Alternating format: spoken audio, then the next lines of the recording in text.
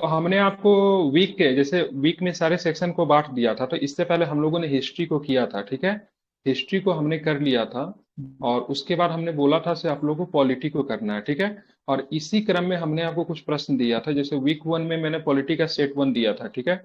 Set one में करना क्या था, सो सेट वन में आपको देखेंगे तो यहाँ पे यूटोरिया का था। यहाँ पे आपको क्या मिलेगा, ठीक है, सेट वन में समझिए। यहाँ पे सेट वन की बात करेंगे, अगर डे वन कह लेते हैं इसको, हमने इसने तो डे वन के हिसाब से चला, लेकिन हमने इसको वीक वन बताया क्योंकि आप लोग क्या बिगनर्स है, तो आप लोग के लिए वीक के हिसाब से करना ज्यादा इसको सही रहेगा, ठीक है। यहाँ पे आपको मिलेगा, ठीक है, पॉलिटी मिलेगा, ठीक है। प्लस मतलब क्या मिलेगा, करेंट अफेयर्स और आईआर मिलेगा, ठीक है। करंट अफेयर्स और प्लस माइक बंद कीजिए, ठीक है। क्या यहाँ पे आईआर है, ठीक है, समझ गए। करंट अफेयर्स जो होगा सो आपको पॉलिटी से रिलेटेड ही करंट अफेयर्स होंगे, और आईआर तो पॉलिटी से रिलेटेड होता है, लेकिन कुछ मतलब तत्कालीन मुद्दे पे भी आपको करंट अफेयर्स आपको देखने को मिलेंगे। आप देखिए क्वेश्चन यहाँ पे समझिए क्या है। यहाँ पे सबसे पहला क्वेश्चन कह रहा है कि भारतीय संविधान में वर्णित समान नागरिक संहिता को अधिनियमित करने की आवश्यकता एवं इस संबंध में कौन सी चुनौतियां विद्यमान है, ठीक है। Why there is a need for enhancement of a uniform civil code as mentioned in the Indian Constitution and also write down the challenges which exist in the regard। तो यहाँ पे आपको देखना है, भारतीय संविधान में वर्णित समान नागरिक संहिता को अधिनियमित करना, अधिनियमित का मतलब लागू करने की आवश्यकता एवं संबंध में कौन सी चुनौती है, मतलब इसको लागू करने की आवश्यकता क्यों है, सबसे पहला क्वेश्चन मेरा ये बनेगा। और जब लागू करने में मेरा चुनौती क्या निकल रहा है, ठीक है, तो इसको बनाने के लिए सबसे अच्छा आपके पास एग्जांपल जो होगा, सब दो चीज का सहारा आप ले सकते हैं, ठीक है। एक तो आपको मैंने यहाँ पे जैसे मॉडल आंसर आपको दे रखा है, ठीक है, मॉडल आंसर से आप क्या करोगे, इसको प्रश्न को सॉल्व कर सकते हो। और दूसरा जो आप सहारा लेना, आप एम लक्ष्मीकांत का बुक का सहारा ले, ठीक है। किसका सहारा, एम लक्ष्मी, ठीक है, एम लक्ष्मीकांत का बुक का सहारा ले। या फिर मैं आपको नोट्स बनाने के लिए आज, ठीक है, अभी इसी क्लास के बाद मैं नोट्स के लिए आपको मैं एक पीडीएफ प्रोवाइड करूंगा, जहां से आप पॉलिटी का आंसर बहुत ही बेहतर तरीके से लिख सकते हैं। यूसीसी को मैं कई बार पढ़ा चुका हूं, ठीक है, यूसीसी को मैं कई बार पढ़ा चुका हूं। और मैंने ये भी बताया कि यूसीसी को लागू करने की राज्य की जिम्मेवारी है, ठीक है। और आपको पता होना से यूसीसी बहुत ही ज्वलंत मुद्दा इस बार का रहा है। अब यूसीसी के बारे में आप जानेंगे तो, जिसको बोलते हैं समान नागरिक संहिता। हमारे यहाँ दो तरह के कानून होते हैं, एक होता है सिविल कानून होता है, एक होता है आपका आपराधिक कानून होता है, ठीक है। आपराधिक कानून तो क्या है, सभी के लिए मतलब एक जैसा है। जबकि सिविल कानून की बात करेंगे, विविध धर्मों के लिए आपको अलग अलग आपको देखने को आपको मिलता है। बेसिक चीज बता देना, हालांकि इन सब चीजों को लिखना नहीं है, क्योंकि यूसीसी को यहाँ पे आपको समझाना नहीं है। आपको यहाँ पे बात क्या करना है, यूसीसी को लागू करने की क्यों जरूरी है, क्यों आवश्यकता है, दूसरे उसको चुनौती क्या है। तो यहाँ पे आप देखोगे तो सबसे पहले क्या करना है, आपको सबसे पहले इंट्रो लिखनी। कितने नंबर का प्रश्न है ये प्रश्न कितने नंबर का है, ये 7 से 8 नंबर का प्रश्न होगा, ठीक है। कितने नंबर का प्रश्न 7 आप यहाँ नंबर से का देख सर। लीजिए, ठीक है। कितने नंबर का प्रश्न है, 7 तो आप नंबर यहाँ पे का देखो सर। से ये, हाँ 7 नंबर का प्रश्न है, ठीक है। अब 7 नंबर के प्रश्न को हम कितना लिखेंगे, क्योंकि देखिए लिखने का हम बहुत ज्यादा लिख सकते हैं, ठीक है। एग्जाम मेंटरशिप में जैसे मैं अगर आपका कॉपी चेक करता हूं तो अधिक लिखने की वजह से आपका नंबर काट देता हूं, वो अलग रीजन है, लेकिन एग्जाम में ज्यादा लिखने की वजह से आपका नंबर नहीं कटेगा, ठीक है। लेकिन अगर आप ज्यादा अगर लिखोगे तो आगे के प्रश्न को आप सॉल्व नहीं कर पाओगे। और वहां पे बड़े बड़े प्रश्नों का जब सॉल्व करने की जब समय आएगी, तो आपके पास समय नहीं होगा, जिसकी वजह से आपके मार्क्स कटेंगे, क्योंकि आप पूरा प्रश्न को अटेम्प्ट नहीं कर सकते हो, ठीक है। आपके पास होंगे 3 घंटे। 3 घंटे के अंतर्गत बहुत सारे क्वेश्चन सॉल्व करने होते हैं, इसमें बड़े भी होते हैं छोटे भी होते हैं, ठीक है। शुरुआती दिनों में मैं आपको बोला था साहब 3 चीज पे काम कीजिए, ठीक है। मेंस के समय में मैंने बोला साहब हिस्ट्री पे काम करो, 114 नंबर के आसपास आपको हिस्ट्री हिस्ट्री देखने को मिलेंगे। 114 नंबर के आसपास आपको पॉलिटी देखने को मिलेगा। अब 72 नंबर को एस्थेटिक्स आपको देखने को मिलेगा। मैंने बोला था इन सेगमेंट को अगर आपका मतलब नोट्स तैयार हो जाते हैं, आपको लिखने की जो प्रक्रिया होती है उसके बारे में आपको जानकारी मिल जाता है, उसके बाद हम आपको 300 नंबर के एस्से की तरफ आपको ले जाते हैं। और अंतिम समय के लिए हम करंट अफेयर्स आईआर वगैरह को रखते हैं, क्योंकि हो सकता है ये चीजें अभी और भी डेवलप हो रही होगी, ठीक है। ध्यान में रखना है, ठीक है। अब यहाँ पे देखेंगे इस प्रश्न का अप्रोच कैसे करना है। तो देखिए यहाँ पे समान नागरिक संहिता की बारे में बात करेंगे, तो समान नागरिक संहिता का मतलब है भारत में रहने वाले हर व्यक्ति के लिए एक समान कानून होना, चाहे वो किसी भी धर्म को, ठीक है, किसी भी धर्म और या जाति का क्यों ना हो, ठीक है। आप यहाँ पे देखोगे, ठीक है, यहाँ पे आपको क्या करना है, जैसे यहाँ पे किसी भी धर्म या जाति, ये हमारे लिए इंपॉर्टेंट पॉइंट हो जाता है, इसको थोड़ा सा अंडरलाइन कर दीजिए। अंडरलाइन करने का मतलब मैंने इस पॉइंट को क्या किया, हाईलाइट कर दिया, ठीक है। यहाँ पे नहीं दिया हुआ, आपको मॉडल आंसर को कॉपी नहीं करना है, ठीक है। अगर मॉडल आंसर को कॉपी करके आप पूछ नहीं सकते, सीख पाएंगे, आपके पास एक बेसिक थॉट होना चाहिए सब क्वेश्चन को कैसे लिखे। यूसीसी कोई बहुत ज्यादा टफ नहीं है, लेकिन यूसीसी बहुत ज्यादा टफ होने के न होने के बावजूद भी आपके लिए एक बहुत ही इंपॉर्टेंट मुद्दा है। तो यूसीसी का प्रॉपर आपके पास क्या होना चाहिए, एक नोट्स होना चाहिए। मैंने यूसीसी का नोट्स दे रखा है, ठीक है, ग्रुप में होगा, इसके बाद मैं आपको करवा भी दूंगा, भेज भी दूंगा। और नोट्स आपके पास ऐसा होना चाहिए, ठीक है, ऐसा होना चाहिए तो उसको 7 नंबर में आप कर सकते हैं, 8 नंबर में भी कर सकते हैं, 20 नंबर में भी कर सकते हैं, 38 नंबर में भी कर सकते हैं। Just like Virat Kohli, Virat Kohli test का अच्छा खिलाड़ी है, ओडीआई का अच्छा खिलाड़ी की, T20 का अच्छा खिलाड़ी, तीनों फॉर्मेट में बहुत अच्छा खेलता है ना। तो आपके पास ऐसा नोट्स होना चाहिए जो सारे फॉर्मेट के लिए सटीक हो। ऐसा नहीं कि आपने 8 नंबर के लिए बना दिया, अब एग्जाम में पूछ दिया 38 नंबर, तो आप लिख ही नहीं पा रहे हो, ठीक है। तो यूसीसी इंपॉर्टेंट टॉपिक है, आप यूसीसी का ऐसा नोट्स बनाओ, ठीक है, जो हमेशा आप कर सकते हैं। दूसरी बात, यूसीसी की बात करें, करंट से भी जुड़ता है, तो जब भी कोई नोट्स बनाए जिसमें लगे से मुद्दा करंट से आ सकता है, भविष्य में इसमें डेवलपमेंट हो सकता है, तो थोड़ा सा पेज छोड़ दे, ठीक है। ताकि मान लीजिए कुछ उसमें, जैसे आपने यूसीसी का नोट्स बना रखा है, आपका बना हुआ अपने निश्चिंत है, पता चला से असम ने यूसीसी को लागू कर दिया, अब क्या करोगे, यूसीसी की जगह पे दूसरे जगह पे जाके लिखोगे, तो फिर आपका नोट्स दो जगह हो जाएगा। तो आपके पास जो पेज जो छूटा हुआ है, वहां पे जाके असम में क्या क्या हुआ, असम सरकार ने क्या किया, उसमें से 2 4 5 10 लाइन जो भी आपको लिखना है सो आपको लिख दो। तो इस तरह का आपका नोट्स होना चाहिए, ठीक है। तो अब डेली मेंस आंसर राइटिंग जो आप करते हैं, तो उसमें क्या होता है ना, सो आपका केवल आंसर ही नहीं लिखना है, जो भी इंपॉर्टेंट टॉपिक मिले उससे आपको नोट्स भी क्लियर करना है। उससे क्या होगा, तो आंसर लिखने के लिए आपका क्या होगा, बैकग्राउंड तैयार हो जाएगा, ठीक है। क्या हो जाएगा, आंसर लिखने के लिए एक बैकग्राउंड तैयार हो जाएगा। सब भाई साहब चलो, यूसीसी को मैंने पढ़ा है, तो उससे मुझे आंसर लिखने आ गया। दूसरा क्या होगा, एक आंसर लिखा जाएगा आपका, फर्स्ट में क्या होगा, आपका आंसर क्लियर हो गया। दूसरा क्या होगा, यूसीसी या फिर कोई भी टॉपिक हो उसका आपका प्रॉपर आपके पास एक नोट्स हो जाएगा। तीसरा क्या होगा, आप यूसीसी का नोट्स लिखने के लिए आप एक जगह से आप नहीं लिख पाओगे, आप जाओगे लक्ष्मीकांत जाओगे ढूंढने, आप लक्ष्मीकांत पे जाओगे तो वहां पे आपको क्या मिलेगा, लक्ष्मीकांत से प्रॉपर नोट्स ढूंढ लिया। फिर आप गूगल करोगे तो गूगल से पता चले उत्तराखंड का मैटर, कि उत्तराखंड का मैटर तो आपको अभी तत्काल में हुआ है, तो लक्ष्मीकांत में नहीं है तो गूगल से हेल्प करेंगे। तीसरा, आपके पास कुछ अपना आइडिया होगा वो डालेंगे। 4 से 5 जगह से जब तैयार करोगे तो आपकी जानकारी इतनी बूस्ट हो जाएगी, तो आपका प्रीलिम्स का जो तैयारी होगा वो भी आपका ओवरऑल, ठीक है, प्रीलिम्स की भी तैयारी होगा, वो भी आपका ओवरऑल तैयारी हो जाएगा, ठीक है। तो इससे फायदा क्या हुआ, एक तो आपका जो मैंने टॉपिक दिया क्वेश्चन पूरा लिख लिया आपने, दूसरा क्या हुआ, आपका नोट्स बन गया, और तीसरा साथ में क्या हुआ, आपकी प्रीलिम्स की भी तैयारी हो गई। और चौथा चीज क्या होगा, इस मतलब अगर एग्जाम में या फिर इंटरव्यू में कहीं भी कुछ बोले, तो आपने इतना रिसर्च कर रखा है यूसीसी पे, 10 जगह से आपने ढूंढ के आपने पॉइंट लिखा है, तो आपको ओवरऑल आपको क्या होगा, उस टॉपिक पे बोलने या फिर उस टॉपिक को समझाने की कैपेबिलिटी काफी डेवलप हो जाएगा। तो इस तरीके से काम करना। अगर आप अलग नोट्स बनाते हैं फिर आप जाते क्वेश्चन पे अप्रोच करने जाते हैं, तो वो चीजें आपके लिए दिक्कत हो जाएगी, ठीक है। ये एक तरह से नोट्स ही है। एग्जामिनर जो ये इंस्टीट्यूट वाले सब जो चलाते जो है, ये सब जो चलाती क्या करते हैं, महत्वपूर्ण महत्वपूर्ण टॉपिक इनके पास पहले से तैयार होता है, उसी को क्वेश्चन के फॉर्म में आपसे देख के लिखवाते हैं। समझ रहे हैं ना, इसीलिए ये सारे महत्वपूर्ण क्वेश्चन को क्या कर देते हैं, क्वेश्चन के फॉर्म में आपसे लिखवा देते हैं महत्वपूर्ण टॉपिक को। और यही सब एग्जाम में आ जाता है तो बोलते हैं भाई साहब मेरे सेट से मतलब ये टकरा गया तो वो टकरा गया। भाई क्यों नहीं टकराएगा, यूसीसी किसको नहीं पता है से आ सकता है एग्जाम में। संघीय शासन व्यवस्था सबको पता है, एग्जाम में उसे प्रश्न पूछते हैं, संसद के एग्जाम में प्रश्न उसे पूछना ही पूछना है, ठीक है। तो यही लोग बाद में क्लेम करते हैं भाई साहब मेरा ये आया तो हुआ है, नहीं, ये बीपीएससी में, ठीक है, प्रश्न को गेस करना बहुत ज्यादा टफ नहीं है। डिपेंड करता है उस प्रश्न को अप्रोच करना कैसे है, ठीक है। पहले तो एग्जाम में क्या होता था, 8 10 15 टॉपिक लोग तैयार करके जाते तो उसी से पूछता था।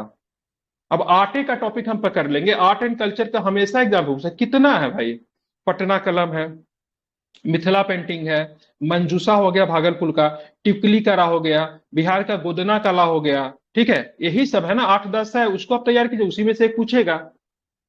प्रीलिम्स नहीं है सब भाई, ओवरऑल कहां से पूछेगा, ये नो आइडिया।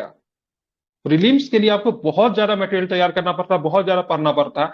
मेंस के लिए आपके पास चीजें जो है अप्रोचेबल होनी चाहिए, सीमित चीज है। अगर उसको आप अच्छा से अप्रोच करते हैं, आप उसको अच्छे से मतलब तैयार कर लेते हैं, तो आपके पास बेसिक ओवरऑल सब कुछ मतलब तैयार हो जाएगा। आप इजिली वे में आप लिख सकते हैं एग्जाम में, ठीक है। मेंस में टफ क्या है, तो प्रश्न का अप्रोच कैसे करें, माइंड मैप पे कैसे काम करें, ठीक है, क्योंकि बहुत सारे लोग क्या करेंगे, इसको सीधे छाप देंगे जैसे लिखा हुआ है, नहीं, आपको माइंड मैप के थ्रू काम करनी है। आपकी कॉपी ठीक होनी चाहिए, दिखनी होनी चाहिए, ठीक है। आपकी कॉपी मतलब होना चाहिए, मतलब होता है ना, मतलब कोई चीज मतलब देखने से बहुत ज्यादा मतलब लगता है ना, अप्रिसिएटेबल लगता है, भाई बहुत बढ़िया लग रहा है देखने से, ठीक है। एग्जामिनर को अच्छे मार्क्स देने के लिए आपको प्रेरित करना है। कॉपी सब लिखता है, लेकिन मतलब कॉपी फ्रेम सबका नहीं होता, ये आपके लिए मैटर है, ठीक है। अब इसी क्वेश्चन के देखेंगे तो इसमें देखिए, इसमें कितना लाइन लिखा है। हमारे पास होते हैं 8 नंबर। 8 नंबर के प्रश्न में हमको कैसे लिखना है? 8 नंबर के प्रश्न में मेरे पास मैक्सिमम हम 150 वर्ड से लेके 200 वर्ड तक हम लिख दे सकते हैं, ठीक है। अगर इससे ज्यादा अगर हम कहीं पे समय देते हैं तो समझिए किसी दूसरे क्वेश्चन में हम समय उसका काट रहे हैं। और ऐसा नहीं से हमको मतलब 8 नंबर का प्रश्न है तो हमको 9 नंबर मिल जाएगा, 10 नंबर मिल जाएगा। ज्यादा एग्जामिनर ज्यादा से ज्यादा नंबर देगा ना 8 नंबर में, 4 नंबर, बहुत अगर खुश हो गया तो 4.5 नंबर, ठीक है। वैसे 2.5 नंबर, 3 नंबर, 2 नंबर वो लोग देता है, ठीक है। कुछ ना कुछ गलती ढूंढ ही लेता है, क्योंकि हजारों कॉपी को उनको चेक करने का मतलब आदत है। आपने रट कर लिखा, आपने समझ कर लिखा, उनको सब पता चल जाएगा। मैं तो देख के बता देता हूँ, मेरे पास 4-5 साइट है, ठीक है। बाजीराम से लोग आंसर लिख के लाते हैं या फिर कहीं से भी, तो पता चल जाता है किस साइट का लिखा हुआ है, ठीक है। तो मैंने अभी इतना चेक किया तो मुझे अनुभव हो गया, वो लोग तो एक्सपर्ट होते हैं। अब इस क्वेश्चन में देखिए इतना सारा लिखा हुआ है, आपको क्या लिखना है? इसको इंट्रो के हमेशा क्या कीजिए, 30 से 40 वर्ड में इंट्रो को खत्म कीजिए, 30 से मैक्सिमम, 40 ठीक मिनट है। हाँ, 40 वर्ड मैक्सिमम हो गया, 40 मैक्सिमम करना, 50 कर सकते हैं, ठीक है। ठीक है उसके सर। बाद ठीक है, जैसे यहाँ पे क्या हुआ। बहुत सारा चीज सर, जैसे मैंने अभी नोट, मैंने जैसे क्वेश्चन लिखा है मॉक हम्म के हम्म लिए, तो सर हम्म बहुत सारा चीज ऐसा लगता है कि छूट गया है, या ये भी इम्पोर्टेंट है, नहीं नहीं, ये भी आपको सटीक चीजों को लिखना है ना। अब यहाँ पे देखिए, जैसे यहाँ पे बोल रहा है, किसी भी आधुनिक प्रगतिशील समाज में शिक्षा का बढ़ता स्तर, शहरीकरण प्रवाह, सामाजिक आर्थिक गतिशीलता आदि के कारण समाज नागरिक संहिता की वक्त की मांग है, ठीक है। तो चलिए यहाँ तक तो लिख सकते हैं। ये वाला पॉइंट हम क्यों लिखें? पाकिस्तान में, बांग्लादेश में, आयरलैंड में, अमेरिका में, ठीक है, यूसीसी लागू है। हमारा प्रश्न ही नहीं पूछा, हमको प्रश्न पे फोकस क्या करना है? भाई साहब, इसको लागू करने की आवश्यकता क्यों है और इसमें चुनौती क्या है? मेरे पास यही पॉइंट है। लेकिन हम इंट्रो हमेशा शुरू करेंगे तो यूसीसी क्या है वो तो बता के करेंगे। संविधान में आर्टिकल 44 में कहा गया है भाई साहब, सभी राज्यों की सरकार को ये करना चाहिए कि राज्य का एक कानून हो, ठीक है। आर्टिकल 44 में ये चीजें आपको देखने को मिलती है, जो कि आपका डीपीएसपी का भी पार्ट है, राज्य के नीति निर्देशक सिद्धांत में भी कहा गया। तो बेसिक फॉर्मेट ऑफ इंट्रो बना के उसको खत्म कीजिए पूरा। ये सब फालतू चीज है, इसको आप नहीं लिखना है इसको, ठीक है। दे दिया है समझ करने के लिए, एक तरह से नोट्स है ये, उसमें नोट्स में आप लिख सकते हैं। अब ये 12 38 नंबर का प्रश्न हो जाएगा तो फिर हम ये सब डालेंगे, क्योंकि हमको बात बताना है, वहां पे बनाना है। लेकिन 8 नंबर के प्रश्न में हम लोग स्किप कर सकते हैं। अब देखिए, भारत में आधुनिकता एवं प्रगतिशील समाज में यूसीसी की आवश्यकता, ठीक है। तो ये भी लिख सकते हैं भाई, यूसीसी की आखिर हमें आवश्यकता है कि इसको, अब ऐसे ये चीज लिखा है इसको आप चेंज करके अपने शब्दों में लिखिए, क्यों आवश्यकता पड़ी यूसीसी को। ये माइंड मैप बनाया हुआ है, लेकिन ये माइंड मैप की देखेंगे तो काफी मतलब बीच में बना हुआ, कॉपी में के बीचों बीच में, पूरा कॉपी में आपको बड़ा सा माइंड मैप नहीं बनाना है, ठीक है। इसके लिए बहुत सारे लोग क्या करते हैं, फ्रेम वाला माइंड मैप का यूज करते हैं। जैसे इधर मतलब जैसे ये बातें जो है सब आपको यहाँ पे लिखी हुई रहेगी, ठीक है। ऐसे कर देते हैं, ठीक है, और ऐसे करके बनाते हैं ताकि इधर स्पेस ज्यादा वो नहीं होता है, ठीक है। ये वाला माइंड मैप बनाने से बचिएगा, क्योंकि ज्यादा पॉइंट अगर लिखना होगा तो इस वाला को आप बना के लिख सकते हैं, थोड़ा ठीक लगता है ये, ठीक है। और इसमें भी आपको छोटा नहीं, बहुत बड़ा बड़ा पॉइंट को आपको नहीं लिखना है, ठीक है। बहुत बड़ा बड़ा पॉइंट को नहीं लिखना है, अंतिम में जाके लिखना है। भारतीय नागरिक संहिता को लागू करने हेतु सरकार द्वारा पिछले कुछ वर्षों में काफी प्रयास किए गए। इस संबंध में सरकार की निम्न चुनौतियों का सामना करना पड़ा, ठीक है। देखिए इसमें कितना सारी बातें लिखी हुई है, ठीक है। इसमें से भी आप स्किप कर सकते हैं, इसमें जो आपको इंपॉर्टेंट लग रहा है वो लिखिए। अंतिम में हमको क्या करना है, एक निष्कर्ष आपको देना है, ठीक है। निष्कर्ष जितना में आप इंट्रो को लिखते हैं उतना ही में आप निष्कर्ष भी लिखिए, ठीक है। 30 40 वर्ड इंट्रो में दीजिए, 30 40 वर्ड निष्कर्ष में। देखिए 8 नंबर के प्रश्न में हमेशा कोशिश कीजिए से हम एक मैप के माध्यम से चीजों को सॉल्व करें, ठीक है। कुछ ना कुछ आ ही जाएगा। जैसे यहाँ पे यूसीसी को लागू करने के लिए आवश्यकता क्यों है, इसको मैप के माध्यम से दिखा है, उसी प्रकार से आप दिखा सकते हो विभिन्न प्रश्नों में भी। हर जगह आपको एक ना एक मैप आपको दिख ही जाएगा, ठीक है। समझ रहे हैं ना? तो मैप बनाने से आपको समझे, 1 नंबर आपको, अगर जो मैप बना के जो लिखते हैं दूसरे से, आपको 1 नंबर आपको एक्स्ट्रा पॉइंट तो देकर जाता है, इसमें कोई दो राय नहीं है। किसी क्वेश्चन के लिए किसी के लिए 2 नंबर मिला है, और आप अगर मैप बनाते हो तो 2.5 नंबर, 1 नंबर आपको एक्स्ट्रा तो प्लस आपको मिल ही जाता है, ठीक है। 3 नंबर यूसीसी तो में आपको सर मिल ही काम क्या जाएगा। बनेगा, जैसे यूपी क्या? यूसीसी में यूसीसी में मैप क्या बनेगा, फ्लो चार्ट ही ना और बनेगा मैप सिर्फ। कहने का मतलब ये माइंड मैप की बात कर रहा हूँ, मतलब वो नक्शा वाला मैप की नहीं बात कर रहा हूँ, ठीक है, माइंड मैप की बात कर रहा हूँ, मतलब इसकी बात कर रहा हूँ मैं। ठीक है, वो नक्शा वाला माइंड मैप मत समझिए, और इसको माइंड मैप ठीक बोलते हैं, ठीक है। और मैं माइंड मैप ठीक। के लिए आपको मैं एक चीज प्रोवाइड करूंगा जहां पे विभिन्न टॉपिक का आपको माइंड मैप पॉलिटी का मिल जाएगा, ठीक है। समझ गए। हम्म, तो ये प्रश्न का अप्रोच करना बहुत आसान था, किसी भी प्रकार का कोई दिक्कत नहीं इसको। मैं आपको पॉलिटी को नोट्स दे दूंगा, उसके मदद से भी आप हेल्प करके लिख सकते हैं। कोई जरूरी नहीं से यही सारे चीज लिखना है, ठीक है, इसको छोटा कर सकते हैं, ठीक है। हम्म, हम्म, हम्म, जैसे यहाँ पे देखिए, इस समय में अशिक्षा में दुष्प्रचार बहुत बड़ी बाधा है, ठीक है, तो इसको आप दूसरी भाषा में भी लिख सकते हैं, ठीक है। और उसके बाद अंतिम में क्या करना है, एक आपको शॉर्ट मतलब कंक्लूजन लिख के इस प्रश्न को क्या करना है, समाप्त करना है। दूसरा प्रश्न हम्म, लिखिए, देखिए ये यहाँ पे आपके विचार पे बात हो रही है। क्या आप इस कथन से सहमत है कि भारतीय संविधान उधार की थैली है? तो बहुत सारे लोग कहते हैं हाँ हम इस कथन से सहमत है। नहीं, आप कौन होते हैं सहमत होने वाले नहीं होने वाले? ठीक है, इसमें हमको क्या करना है, विद्वानों को कोट करना है, तो किन्होंने क्या कहा है किन्होंने नहीं कहा है। ठीक है, तो सबसे पहली बार भारतीय संविधान का उधार का थैली कहते क्यों है, ठीक है। और उस बात को अंतिम में हम लोग क्या करेंगे, काउंटर करेंगे। तो सबसे पहले देखेंगे रीजन क्या है भाई साहब। अब देखेंगे बहुत सारे चीजें इसमें देखेंगे, ठीक है। यहाँ पे देखिए दक्षिण अमेरिका लिखा हुआ, बहुत सारे लोग इतने बेवकूफ थे सो उन्होंने इसको चेंज तक नहीं किया। ठीक है, मतलब आप पूरा पूरा छाप रहे हो तो उससे कुछ फर्क नहीं पड़ेगा। मैं कह दिया हूं से आपको क्वेश्चन पे प्रॉपर रिसर्च होना चाहिए। ऐसा नहीं कि आंसर आपको खोलने आपको लिखना शुरू कर देना है। मैंने शुरू में बोला से भाई साहब भारतीय संविधान का उधार का थैला क्या क्यों कहते हैं, नोट्स बनाइए आप इसको। विभिन्न जगह से अपने फैक्ट, यहाँ पे क्या होना दक्षिण अफ्रीका होना चाहिए। और सभी ने क्या दक्षिण अमेरिका, मैंने कितने ही जगह पे कॉपी पे क्रॉस किया, से गलत है दक्षिण अफ्रीका। ऐसा कोई, पहली तो बात दक्षिण अफ्रीका बेवकूफी, दक्षिण अफ्रीका सोचना ही आपका बेवकूफी है, क्योंकि ये दक्षिण अफ्रीका कोई देश नहीं है। ठीक है, दक्षिण अफ्रीका कॉन्टिनेंट है, दक्षिण अफ्रीका के अंतर्गत बहुत सारे देश आते हैं, तो आपका बेसिक सेंस होना चाहिए। आप कॉपी कर रहे हो, इन कॉपी करने के लिए भी कहते हैं ना अकल होनी चाहिए, उसमें भी आप सुधार नहीं कर रहे हो, ठीक है, वो भी चोरी आपकी पकड़ी जा रही है। यहाँ पे गलती है, इसको सुधार करना था, ठीक है। और उसके बाद देखेंगे क्यों कहते हैं, रीजन क्या है, वो कहना है, उसको लिखना है। उसके बाद यहाँ पे देखिए एक चीज लिखा हुआ है, हाँ, भारतीय संविधान के निर्माण 60 देशों के संविधान का अवलोकन किया तथा इसके प्रारूप पर, ठीक है, 114 दिनों तक विचार किया, हो गया। ये चीजें हमको नहीं लिखनी है, ठीक है। ठीक है, ये इसके बाद इतने नंबर को संविधान अंगीकार किया, नहीं, आप लिख सकते भारतीय संविधान पे, ठीक है, निम्नलिखित देशों के संविधान का प्रभाव पड़ा है, ठीक है। ये भी नहीं लिखना, चार्ट के माध्यम से देख सकते हैं, मतलब कुछ चीजें आप खुद भी मतलब उसको समझ कर मतलब डेवलप कर सकते हैं, ठीक है, ध्यान में रखना है। क्लियर। आप चलेंगे यहाँ पे देखेंगे भारतीय संविधान पर विदेशी प्रभाव क्या क्या पड़ा है, किस किस देशों का हमारे संविधान पे प्रभाव पड़ा है। ठीक है, तो विभिन्न देशों का आप नाम लिखिए, बताइए वहां से हमने क्या चीज लिया है, ठीक है, वो कर सकते हैं। ठीक है, तो इसको आप क्या कर सकते हैं, इस मैप के माध्यम से या फिर अनदर माइंड मैप के माध्यम से इसको दिखा सकते हैं। और साथ में उस देश से क्या लिखा है वो भी लिखा है, क्योंकि बहुत सारे लोगों ने केवल लिख दिया कनाडा के संविधान से। क्या कनाडा का संविधान का प्रभाव है, क्या हमने लिखा है कनाडा के संविधान से।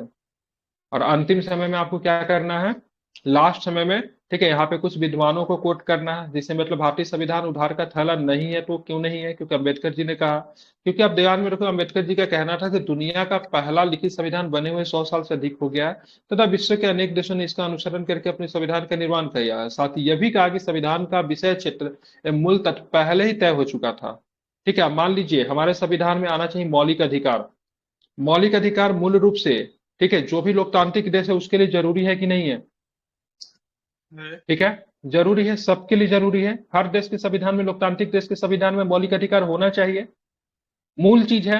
मौलिक अधिकार के बीच, बिना मौलिक अधिकार के किसी व्यक्ति को कितना भी अधिकार दे दीजिए फर्क नहीं पड़ता है, ठीक है, उसका सही से। अब मौलिक अधिकार के साथ हमने अपने संविधान में क्या दिया, रीट भी दिया, क्योंकि आपको अधिकार बहुत सारा दे दे और उसको लागू करने के लिए अगर कोई चीज दे ही नहीं तो आप क्या करोगे उस अधिकार को। चाइनीज कॉन्स्टिट्यूशन अपने लोगों को बहुत अधिकार देता है, लेकिन अधिकार को लागू करने के लिए कुछ नहीं है। अगर अधिकार का हनन होता तो क्या करोगे, क्योंकि हमारे पास क्या रीट है। तो मौलिक अधिकार पर यूएसए के कॉन्स्टिट्यूशन ने बहुत पहले उसको अलाउ कर दिया, लेकिन संविधान का मूल चीज है जो होना ही चाहिए। तब ये नहीं कह सकते थे भाई साहब हमने मौलिक अधिकार को मतलब पूरी तरीके से मतलब यूएसए के कॉन्स्टिट्यूशन से ले लिया है। इस संविधान की मूल मांग है, ठीक है, इसके बिना संविधान अधूरा है, तो ये होना ही चाहिए। तो इसको ये नहीं कह सकते, यही बात यहाँ पे समझा दिया है। ऐसे संविधान का विषय क्षेत्र मूल तत्व पहले ही तय हो चुका था, अतः भारतीय संविधान को उधार की थैली कहने तर्कहीन है। देश की जरूरतों में प्रचलित परंपराओं का राजनीतिक अनुभव के आधार पर निर्मित किया गया है। बाकी ये सब बातें जो है, अगर आपका लगे, ठीक है, आपको लगे स्किप करने योग्य है तो स्किप कर सकते हैं, देख लीजिएगा मेरा वर्ड लिमिट अगर पूरा हो जाता है तो इन प्रश्नों को आप आराम से स्किप कर सकते हैं नीचे, क्योंकि हमारा एक तरह से देखेंगे हमने यहाँ पे अंबेडकर जी के स्टेटमेंट से यहाँ पे इनके क्या बोलते हैं उधार की थैली को हमने काउंटर कर दिया है। ऊपर में हमने बता दिया से उधार की थैली क्यों है कि बहुत सारे देशों से हमने लिया, तो हमारा प्रश्न का मूलभूत उद्देश्य जो है सो यहाँ पे क्या हो जाता है, पूरा हो जाता है। ठीक है, इतनी चीजों लेने लिखने की आवश्यकता नहीं है। अब आपको देखना है से हमको क्या चीज मतलब कितने समय लिखना है, तो हमको 4 से 5 मिनट, 4 से 5 मिनट मैक्सिमम आप जा रहे हैं तो 5 मिनट आप ले लो। ठीक है, दो 150 से लेके 200 वर्ड, ठीक है, इतना इनफ है हमारे लिए। ठीक है, 8 नंबर के प्रश्न में इतना इनफ है, जो कि छोटे छोटे प्रश्न होते हैं। अब आते हैं सूचना के अधिकार अधिनियम में इसकी महत्ता पर प्रकाश डालें। पहले लिखिए सूचना का अधिकार की जरूरत क्यों पड़ी। ठीक है, कब सूचना का अधिकार को मतलब इंट्रोड्यूस किया गया। ठीक है, सूचना का अधिकार लागू क्या होता है। उसके बाद आप यहाँ पे ये सारे चीजों को लिख सकते हैं, इसमें से आपको शॉर्ट करना है। ठीक है, इसमें से आपको क्या करना है, शॉर्ट करना है। आरटीआई अधिनियम जिसको सूचना का अधिकार, उसमें प्रावधान क्या है, क्या क्या चीज प्रावधान है वो चीज को लिखना है। सूचना का अधिकार अधिनियम का महत्व क्या है, इसमें इतनी सारी बातें दी है, उतनी सारी बातें नहीं लिखना है। अब इसमें कोई कोई चीज को आप स्किप भी कर सकते हैं, जैसे प्रसिद्ध 2G एवं 2010 के कॉमनवेल्थ घोटाला सहित कई घोटालों का पता इस अधिनियम के कारण प्रकाश में है, ये चीज नहीं लिखने की जरूरत है। ठीक है, लाल फीताशाही जिसको कहते हैं, ब्यूरोक्रेटिक कहते हैं, उसके ब्यूरोक्रेसी जो कहते हैं, अफसरशाही, भ्रष्टाचार की समाप्ति में कारगर साबित हुई है, ये सब लिख सकते हैं, लेकिन इसको स्किप करने की जरूरत है। ठीक है, तो बहुत सारे चीजें जो आपको इसमें मिलेगी उसको आपको सीखना है, आपको उसमें स्किप करने की जरूरत भी आपको पड़ेगी। डिलिमिटेशन कमीशन जिसको परिसीमन आयोग कहते हैं, उनके बारे में प्रश्न लिखे दिया हुआ है। तो ये सब छोटा छोटा प्रश्न, देखिए इसमें कितनी सारी चीजें लिखी गई है, तो इनमें उन सारी चीजों को आपको नहीं आपको लिखना है। ठीक है, अपने हिसाब से ही मतलब क्या करना है, प्रश्नों को लिखना है। तो ये जो छोटा छोटा प्रश्न हो गया, अब हम चलते हैं बड़ा प्रश्न में चलते हैं। कहाँ से बड़ा प्रश्न शुरू होगा, ये वाला बड़ा प्रश्न है ना आपका। भारतीय संविधान की मुख्य विशेषताओं को लिखे, साथ ही यह भी बताए कि किन आधारों पर भारतीय संविधान की आलोचना की जाती है। ठीक है, तो सबसे पहले देखेंगे आपको यहाँ पे सबसे पहले आपको भूमिका लिखना है भारतीय क्वेश्चन संविधान पूछना था की। हमको हाँ हाँ बताइए। सर, इसमें 1E का क्वेश्चन देखिए, द कॉन्स्टिट्यूशन एंड कॉन्स्टिट्यूशनलिज्म है, संविधान और संवैधानिकवाद शायद होगा हिंदी में। हाँ देखिए, संविधान और संविधानवाद, ठीक है, देखिए किसी भी देश में संविधान है, ठीक है, किसी भी देश में संविधान है, तो ये नहीं कह सकते उस देश में संविधानवाद भी है, क्योंकि संविधान कोई आज से नहीं है। ठीक है, संविधान हमेशा से रही है। ठीक है, संविधान हमेशा से रही है। ठीक है, नियम हमेशा से रहा है, लेकिन संविधानवाद हमेशा से नहीं रहा है। ठीक है, अगर मान लीजिए संविधान की बात करेंगे, चीन के पास भी अपना संविधान है। ठीक है, कोरिया के पास भी, नॉर्थ कोरिया के पास भी अपना संविधान है। ठीक है, सबके पास अपना संविधान है, लेकिन संविधानवाद है क्या, संविधान कॉन्स्टिट्यूशनिज्म नहीं है। ठीक है, कॉन्स्टिट्यूशनिज्म होगा तो लोगों के अधिकार की बात होगी, शासक वहां पर निरंकुश नहीं होगा, लोकतांत्रिक प्रक्रिया होगी, लोगों के पास अधिकार होगा, बहुत सारी प्रक्रिया, वो संविधानवाद होता है। संविधान का होना और संविधानवाद का होना दोनों में बहुत अंतर है। जैसे बोल सकते हैं भारत में संविधान है, साथ में संविधानवाद भी है। ठीक है, चीन में क्या है, केवल संविधान है। आपके पास क्या 19 का ए है, 19 है आपके पास। ठीक है, आपके पास मतलब राइट टू फ्री एक्सप्रेस है, ये राइट टू फ्री एक्सप्रेस क्या हो गया, संविधानवाद हो गया। ठीक है, आप अपने चीजों को लोगों के सामने व्यक्त कर सकते हैं। ठीक है, आप जाइए चीन में, जाइए वहां पे राइट टू, वहां पे जाके सरकार के खिलाफ किसी प्रकार का प्रदर्शन कीजिए, आपको रातों रात मतलब आपको गायब कर दिया जाएगा, पता भी नहीं चलेगा। लेकिन भारत में ऐसा नहीं है। भारत में पुलिस अगर किसी को गिरफ्तार करती है, ठीक, उसको 24 घंटा के अंदर में न्यायालय के सामने समक्ष पेश करना पड़ता है, बंदी प्रत्यक्षीकरण रीट मिला हुआ आर्टिकल 32। ठीक है, वहां पे कोई नहीं पूछने वाला। बहुत सारे लोग कोविड के समय में अब चीन का मतलब क्या किया, विरोध किया, वो रातों रात गायब हो गया। जैक मा, ठीक है, जैक मा सबसे बड़ा उदाहरण, उतना बड़ा उद्योगपति, पता है बरसों मतलब लगभग साल भर तक ये व्यक्ति नजरबंद करके कहाँ रहा नहीं रहा किसी को कोई पता नहीं है। ठीक है, और इसकी कंपनी इतनी बढ़िया थी, एक बार चीन का बैंकिंग सिस्टम का इसने विरोध किया। ठीक है, और ये मतलब गायब हो गया। ठीक है, अब सरकार यहाँ पर भारत में देखेंगे तो भारत में क्या होता है, कितना भी सरकार का बुराई कर लीजिए, प्राइम मिनिस्टर की बुराई कर लीजिए, कोई भी नहीं कहे, क्योंकि आपके पास राइट टू फ्री एक्सप्रेशन है। ठीक है, ये संविधानवाद होता है। तो संविधान और संविधानवाद में, ठीक है, बहुत बड़ा अंतर है। ठीक है, संविधान तो हमेशा से रहा, संविधान तो पास्ट में भी रहा, एनिसेंट इंडिया में भी रहा, मॉडर्न मेडिवल टाइम में भी संविधान रहा है। ठीक है, संविधान तो आप देखेंगे तो सल्तनत काल में भी संविधान रहा है, अलाउद्दीन खिलजी के शासनकाल में संविधान रहा है, लेकिन संविधान बाद रहा है क्या? नहीं। नियम और नियम को लागू करने की शक्ति देना, दोनों में बहुत अंतर होता है। ठीक है, समझ रहे हैं ना? Yes sir. बिल्कुल और ठीक है। अगर संविधानवाद की, जैसे कि the person who express their opinion in front hmm, of the government और द कॉन्स्टिट्यूशन। बिल्कुल, हाँ बिल्कुल, वो संविधानवाद है। संविधान में नियम होता है, कानून होता है, लेकिन संविधानवाद उसको लागू कैसे करेंगे, फॉलो कैसे करेंगे, सारी प्रक्रिया उसमें होती है। संविधान तो हर देश में होता है, लेकिन संविधानवाद हर देश में नहीं है। जितने भी कम्युनिस्ट कंट्री है, जितने भी अधिनायकवाद वाला जो देश सब है, जहाँ पे बहुत बड़े बड़े डिक्टेटर बैठे हुए, सब जगह मतलब कानून है, सब, अरे कानून मतलब यहाँ पे संविधान तो आपका ब्रिटेन उस समय वहां पे भी, जर्मनी में भी था, लेकिन हिटलर के शासनकाल में क्या संविधानवाद था क्या वहां पे? नहीं था ना। जहाँ पे संविधानवाद होगा वहां पे लोगों के पास मौलिक अधिकार होगा। ठीक है, पावर पावर का डिसेंट्रलाइजेशन होगा, सेंट्रलाइजेशन नहीं होगा, वहां पे सत्ता एक आदमी में निहित नहीं करेगी। समझ रहे हैं ना? हम्म। तो इसको पढ़िएगा तो फिर आपको समझ में आ जाएगा, उसके हिसाब से आप लिख सकते हैं। ठीक है, संविधानवाद एक तरह का दर्शन है, फिलोसफी है। ठीक है, अब आते हैं भारतीय संविधान की मुख्य विशेषताओं को लिखिए और साथ ही बताएं कि किन आधारों पर भारतीय संविधान की आलोचना करते हैं।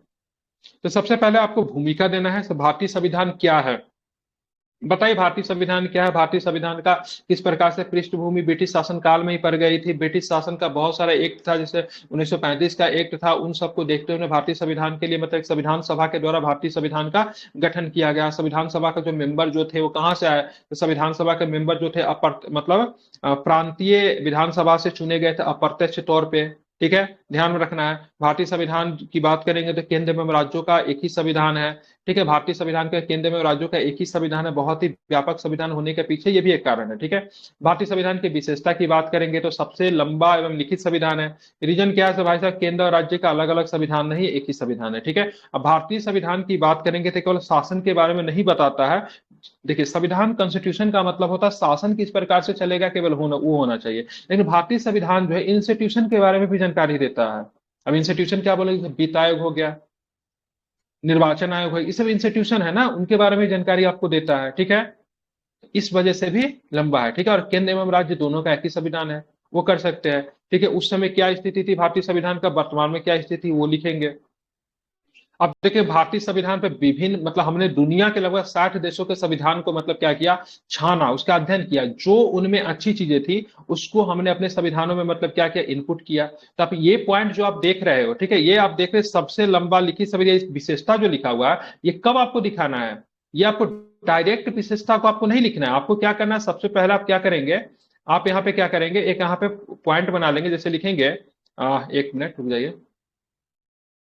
अब क्या कीजिएगा, जैसे यहाँ पे मैंने कॉपी को उल्टा कर दिया, भारतीय, ठीक है, संविधान, संविधान की, ठीक है, प्रमुख विशेषताएं।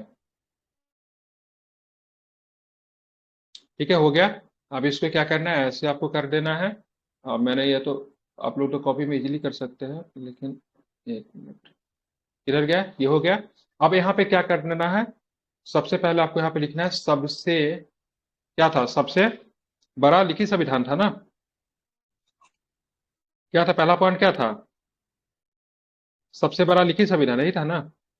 हाँ, सबसे लंबा, ठीक है, क्या था, सबसे लंबा, ठीक है, क्या था, लिखित संविधान, नहीं, लिखित संविधान। ठीक है, हो गया, एक पॉइंट को मैंने यहाँ पे लिख दिया।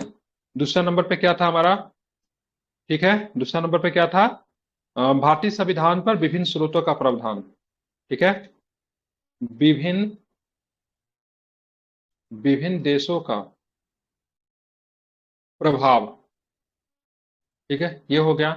तीसरा नंबर पे क्या था, आप देखोगे, क्या हमारे यहाँ मूल अधिकार है, नहीं, मूल अधिकार एवं, ठीक है, क्या, नीति, नीति निदेशक तत्व। ठीक है, इसमें क्या था, आप देखोगे हमारे यहाँ सिंगल कॉन्स्टिट्यूशन भी है, मतलब सिंगल सिटीजनशिप भी, ठीक है, एकल नागरिकता। क्या है, एकल नागरिकता जिसको बोलते हैं सिंगल सिटीजनशिप। ठीक है, उसके बाद आप क्या लिखोगे? संविधान की सर्वोच्चता सर, संविधान की सर्वोच्चता। बिल्कुल ठीक है, संविधान की सर्वोच्चता हो गया। ठीक है, लिख सकते हैं सुप्रीमेसी ऑफ द कॉन्स्टिट्यूशन, नहीं, संविधान का सर्वोच्चता। ठीक है, आप लिखेंगे। देखिए ये करने से क्या होगा, ये करने से आपको क्या फायदा होगा, मैं सो बता रहा हूं। ठीक है, संप्रभुता, यहाँ पे संप्रभुता किसमें निहित है?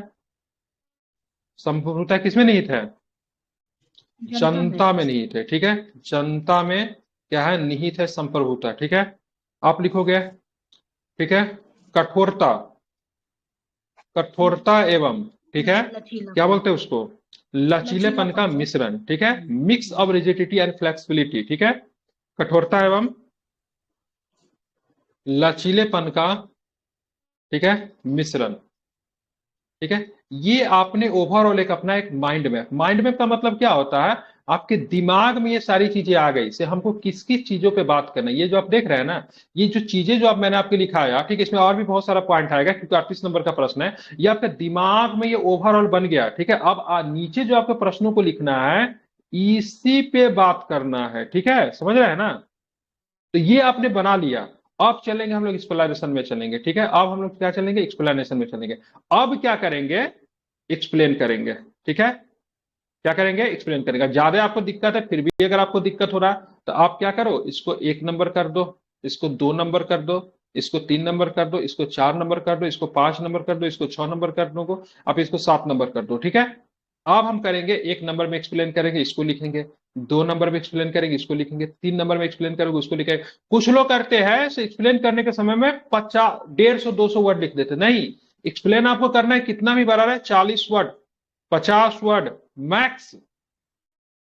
क्योंकि हमको 38 नंबर का प्रश्न जो है, ठीक है, कितने में खत्म करने हैं, तो 38 नंबर की प्रश्न की बात करेंगे तो आपको मैक्सिमम 38 नंबर के प्रश्न के लिए 15, 17, 18 मिनट मैक्सिमम आपको देना है। ठीक है, 15 मिनट मैक्सिमम लेना है। ठीक है, 12 से 15 मिनट मैक्सिमम, 15 मिनट में कोशिश कीजिए हम लिखिए। और हमारा वर्ड कितना होता है, 400 से मतलब 450 वर्ड मैक्सिमम हो जा रहा है। 500 वर्ड के पास जाइए, आप कोई दिक्कत नहीं है, यही होना चाहिए। अब ये सारे चीजों का आपने क्या किया, एक्सप्लेन कर दिया।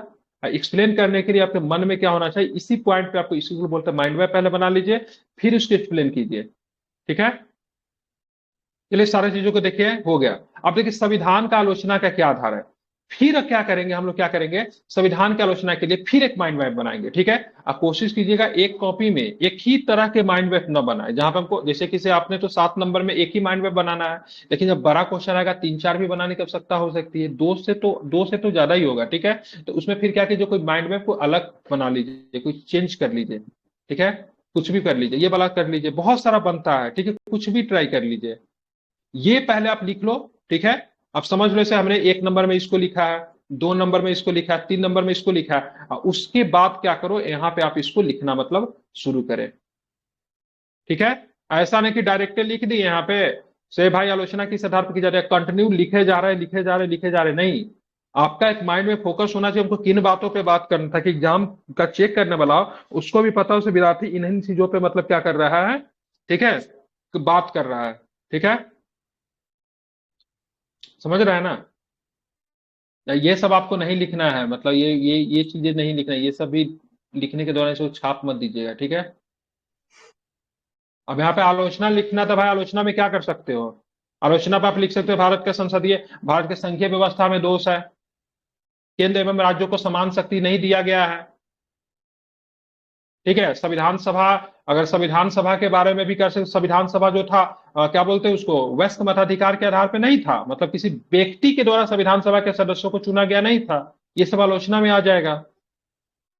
उधार का संविधान है, मतलब भारतीय संविधान में कुछ नयापन एवं मौलिकता नहीं है, वकीलों का स्वर कहते हैं, क्योंकि शब्द का जो प्रयोग किया गया है वो शब्द मतलब अंग्रेजी शब्द नहीं, लैटिन शब्द का प्रयोग किया गया है, जो कि आम लोगों के लिए मतलब क्या है, समझना मुश्किल है। संविधान किस पे लागू होगा, भारत की जनता पे लागू होगा, भारत की जनता इतना पढ़ा लिखा नहीं है, अब भारत की जनता को संविधान समझ में नहीं आएगा तो कैसे काम करेगा।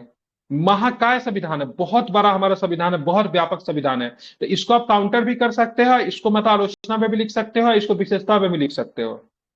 समझ रहे हैं ना, ये एक ऐसा पॉइंट है जो बहुत बड़ा संविधान है, व्यापक संविधान है, तो इसको आप आलोचना में भी लिख सकते हो, ये हमारे लिए क्या है, विशेषता में भी काम करेगा। उसके बाद बात करेंगे संविधान निर्माण में सभी नागरिकों का प्रत्यक्ष नहीं, मतलब व्यस्क मताधिकार का अधिकार नहीं था। 1900, आप देखिए हम लोग जो थे ब्रिटिश शासन के अधीन थे, तो कहीं ना कहीं से भारतीय संविधान जो है एक तरह से परतंत्रता का अभी भी मतलब ज्ञात दिलाता है, क्योंकि बहुत सारे अभी भी कानून आप देखेंगे, आईपीसी का कोई 1860 का एक काम कर रहा है, ठीक है, हालांकि IPC is not part of Indian constitution, लेकिन बहुत सारे नियम प्रणाली जो ब्रिटिश शासन काल से लिया गया है, ठीक है। तो इस सब के आधार पर भारतीय संविधान का आप क्या कर सकते हो, आलोचना कर सकते हो। आप देखिए इसमें दिक्कत क्या है ना, इस प्रश्न में इसमें किसी भी पॉइंट को एक्सप्लेन नहीं किया है, लेकिन आप क्या करोगे, माइंड मैप बनाने के बाद सब में 10 वर्ड 15 वर्ड कम से कम लिख दोगे, ठीक है, समझ, तब आपका अच्छा एक उत्तर होगा। अगर आपके पास समय है तो, अगर आपको लग रहा है तो मतलब समय नहीं बच पाएगा, आगे के प्रश्न में मेरा दिक्कत हो जाएगा, तो क्या कीजिए सर माइंड में बना के भाग जाइए, लेकिन अगर इसको उत्तर अगर लिखते हैं इसको तो ज्यादा अच्छा रहेगा। दूसरी बात, उत्तर कैसे लिखेंगे, ठीक है, माइंड मैप बनाने के बाद हम लिख सकते हैं नीचे में, या फिर अगर मन हो, अगर आपके पास लग रहा है समय नहीं है तो क्या करेंगे, माइंड मैप के दौरान, जैसे मैंने यहाँ पे माइंड मैप बनाया, ठीक है, तब यहां पर भी आप चाहोगे तो बना के लिख सकते हो, ठीक है। अब इसको घेर दीजिए, ठीक है, घेर दीजिए, इसी में क्या कीजिए कुछ कुछ लिख दीजिए, ठीक है। फिर दूसरा नंबर माइंड मैप बनाया, फिर इसे पे क्या कीजिए, इसमें कुछ कुछ पॉइंट लिख दीजिए। फिर तीसरा नंबर बनाया, फिर इसमें कुछ कुछ पॉइंट लिख दीजिए, ठीक है। तो ऐसे करके भी आप जा सकते हैं, या फिर नीचे फिर 1 नंबर 2 नंबर 3 नंबर करके लिख सकते हैं, ठीक है। अब इसके प्रश्न में क्या होगा, इसमें आलोचना हमसे पूछ रहा है। इस प्रश्न में आप देखेंगे, पहले पढ़िएगा तो देखिएगा यहाँ पे आलोचना को, जब भी आप प्रश्न लिखने जाते हो तो अपने क्वेश्चन पे पहले आप क्या करो, मार्क करो, तो हमको पूछ क्या रहा है। तो आप देखेंगे भारतीय संविधान की जो मुख्य विशेषता पूछ रहा है, एक पॉइंट मेरे यहाँ पे लिख रहा है, ठीक है। और दूसरा निकल रहा है भारतीय संविधान की आलोचना पूछ रहा है। ये दो चीज पे हमको काम करना है, ऐसा नहीं कि आप किसी तीसरा चीज को दर्शा के लिख रहे हैं, नहीं, आप अंडरलाइन कर लीजिए, हमको इस क्वेश्चन में दिखाना क्या है, विशेषता दिखाना है, फीचर्स दिखाना है, और उसका आलोचना पे बात करनी है। इससे आपकी चीजें क्लियर हो जाएगी, फिर आपके लिए प्रश्न लिखना आसान हो जाएगा, ठीक है। ध्यान रखें, फिर अपने दिमाग में बनाइए सब किस प्रकार से लिख सकते हैं, आलोचना को कैसे लिखेंगे, फीचर्स को कैसे लिखेंगे। जैसे इन्होंने देखिए अपने बना लिया, सबसे पहले भूमिका शुरू करेंगे, फिर संविधान की विशेषता लिखेंगे, फिर संविधान की आलोचना के आधार पर लिखेंगे, फिर निष्कर्ष में लिखेंगे। निष्कर्ष आपका 50-50 होना चाहिए, ऐसा नहीं से आपने बहुत ही मतलब कंजर्वेटिव माइंड होकर लिख रहा है, ठीक है, क्योंकि आप इंडियन कॉन्स्टिट्यूशन के बारे में लिख रहा है, तो आप उसको आलोचना के बाद में जाते जाते काउंटर कर देंगे, ठीक है। सो चलो ठीक है, और उसको बचाव भी आप कर सकते हैं, ठीक है, वो सब आपके कलम की शक्ति में ही आपको दिख जाएगा, जिस प्रकार से घुमाना है उस प्रकार से प्रश्न को घुमा सकते। देखिए पक्का बचाव किया होगा, ठीक है, एकदम डिस्क्रिप्टिव मतलब इसने आलोचना नहीं किया होगा, किसी भी क्वेश्चन में नहीं होगा। इस प्रकार हम कह सकते हैं भारत के संविधान के सर्वव्यापक दस्तावेज जो अनेक दृष्टियों में अनूठा एवं विशिष्ट है, अनम्य तथा अन्य प्रसंघीय एवं एकात्मक और अध्यक्षीय संसदीय रूपों का सम्मिश्रण है। इसमें यहाँ एक व्यक्तियों का मूल अधिकारों की रक्षा की गई थी, दूसरी ओर जनता के सामाजिक व आर्थिक हितों को संरक्षित किया गया। भारतीय संविधान किसी विदेशी संविधान का अंधा, क्या लिखा है, अंधानुकरण न होकर तत्कालीन व भविष्य की भारत के निर्माण के लिए भारत के महान न्यायविद, ठीक है, स्वतंत्रता सेनानी, देशभक्त, जाने माने विलक्षण बुद्धि वाले लोगों को अपने एवं आकांक्षाओं को प्रदर्शित करता है, ठीक है। इतना आलोचना करने के बाद, ठीक है, हमने क्या किया, यहाँ पे कॉन्स्टिट्यूशन का निष्कर्ष में बचाव कर दिया, ठीक है। मतलब ये क्या कर रहे हैं, सब मतलब आलोचना हो रहा है। अब किसी भी देश में जाओगे, किसी भी एक आलोचना में इसमें और भी प्रश्न छूटा हुआ है जिस आधार पे होना चाहिए, ठीक है। एक आलोचना इस आधार पर होना, इमरजेंसी का प्रावधान की बात करेंगे, आपातकालीन प्रावधान भारतीय संविधान में, किसी भी देश में आपातकालीन प्रावधान आपको नहीं देखने को मिलेगा, मुश्किल से मिलता है किसी भी देश में आपातकालीन प्रावधान की बात करेंगे, ठीक है। अमेरिका में आपातकालीन प्रावधान का कोई उद्देश्य नहीं है। अमेरिका में आपातकालीन प्रावधान कब लगता है, जब वहां पर सुप्रीम कोर्ट आपातकालीन प्रावधान लगाता है, न कि वहां के संसद के द्वारा घोषणा की जाती है। आपातकालीन प्रावधान भारतीय संविधान में, ठीक है, एक मतलब एक तरह से देखेंगे तो आलोचना का आधार है ये। क्या होता है, लोगों की मौलिक अधिकार छीन जाती है, राज्य की स्वतंत्रता पे मतलब तलवार लटक आता है, तो इस आधार पर भी लिख सकते हैं। तो इसमें आलोचना बहुत कम लिखा है, आप इसको आलोचना में क्या करोगे, बहुत सारी चीजों को इसमें आप डाल सकते हो, ठीक है। बेस्ट चीज क्या रहेगा, किसी भी क्वेश्चन के अप्रोच करने के लिए पॉलिटी को आपको क्या करें, Laxmikanth, one and only solution कौन है, तो वन एंड ओनली सोल्यूशन आपके पास कौन सा है, तो लक्ष्मीकांत है। लक्ष्मीकांत में कैसे पॉइंट दिया मैं समझा देता हूं, लक्ष्मीकांत के पॉइंट को आपको कैसे करना है, कैसे उसको कॉपी पे लिखना है। दूसरा जो है आप ये जो मेरा नोट्स जो है, ठीक है, मैं लोगों को मतलब ये प्रोवाइड करता हूँ, ठीक है। यहाँ से बहुत अच्छे तरीके से आप चाहो तो आप अपने नोट्स को बना सकते हो इसकी किताब की मदद से, ठीक है, मतलब इस पीडीएफ की मदद से, ठीक है। बहुत बढ़िया है, बहुत व्यापक तरीके से इसमें सारी चीजें दी हुई है, ठीक है। इसमें इसके जो पॉइंट जो है, इसको आपको लिखने में बहुत ज्यादा मदद आपको करेगा, ठीक है। जैसे देखिए यहाँ पे भारतीय संविधान वाला जो है सारा कुछ इसमें दिया हुआ है, ठीक है। अब यहाँ पे देखिए, इसमें दिखाता हूँ जो चीजें अभी हम लोग को पढ़ना था। एक मिनट। संविधान की भारतीय विशेषता संविधान की विशेषता आ गया। भारतीय संविधान characteristic of the Indian constitution लिख सकते हैं आप यहाँ पे, लिखेंगे ना। एकात्मक की ओर झुकाव के साथ संघात्मक संविधान है। ये सब पॉइंट डालिए ना, यहाँ पे सारा पॉइंट दिया हुआ है इसमें से, बनाए ना इसमें से नोट्स, कितना बढ़िया है। ठीक है, आप चलिए, हो गया। भारतीय संविधान का स्रोत पे हमको कोई बात नहीं करना है, हमको भारतीय संविधान की आलोचना पे बात करना है। मे भी इसमें दिया हो चाहे नहीं भी दिया हो, कोई जरूरी नहीं से एक पीडीएफ से एक जगह से आपको सारे के सारे पॉइंट्स मिल जाए, संभव नहीं है। आपको क्या करना है, उसको ढूंढना है, आपको खोजना। आप जितना रिसर्च करेंगे आपकी नोट्स उतना बढ़िया बनेगा, ठीक है। उतना आपको मतलब आपका नोट्स बढ़िया बनेगा, आपकी तैयारी भी उस लेवल की हो जाएगी। मान लीजिए इसमें आलोचना नहीं दिया, हो सकता है कहीं दूसरे पेज में दिया हो, ठीक है। विशेषता दिया था, आलोचना भी देख लेंगे, कहीं ना कहीं इसमें आलोचना दिया ही होगा, ढूंढना पड़ेगा। आप चलते तो ये वाला मैं आपको दे दूंगा जो कि आपको नोट्स बनाने में बहुत अधिक हेल्प करेंगे। मैं नोट्स बनाने के ज्यादा पक्षकर नहीं हूँ, ठीक है। बहुत लोग प्रीलिम्स का ही बनवाते, हम नहीं बोलते, हम बोलते हैं आप केवल करंट बना लो मेंस के लिए, पॉलिटी का बना लो, और हिस्ट्री वगैरह का थोड़ा बहुत बड़ा, हिस्ट्री का भी सब कुछ, आर्ट एंड वगैरह का बना लीजिए आप, ठीक है। बाकी आप जितना आप खुद से लिखेंगे, अपने दिमाग में नोट्स बना के चलिए ना। मनुष्य का दिमाग ही मतलब एक तरह का नोट्स है, वहां से ही आप लिख सकते हैं चीजों को, ठीक है। अब यहाँ पे मैं क्या बता रहा था आप लोग को, हाँ, लक्ष्मीकांत किधर गया भाई, लक्ष्मीकांत। देखिए लक्ष्मीकांत को, देखिए लक्ष्मीकांत में सारे चीजों को कितने अच्छे से, ठीक है, दिखाया है। ये रात में पढ़ाना है, 246 पेज नंबर आप लोग यहाँ पे याद करके रखिएगा, ठीक है। 246 है, हम ले चलते हैं आपको पीछे। देखिए संविधान की आलोचना, देखिए कितना अच्छा दिन है, डायरेक्ट एक ही बार में आ गया संविधान का आलोचना। उधार का संविधान है। अब इसमें इतनी सारी चीजें दी हुई है, ठीक है। नहीं लिखना आपको इतनी सारी, अगर आपको कोई मॉडल आंसर नहीं पसंद में आ रहा है, ठीक है, क्यों लिखेंगे, माइक बंद कीजिए, ठीक है।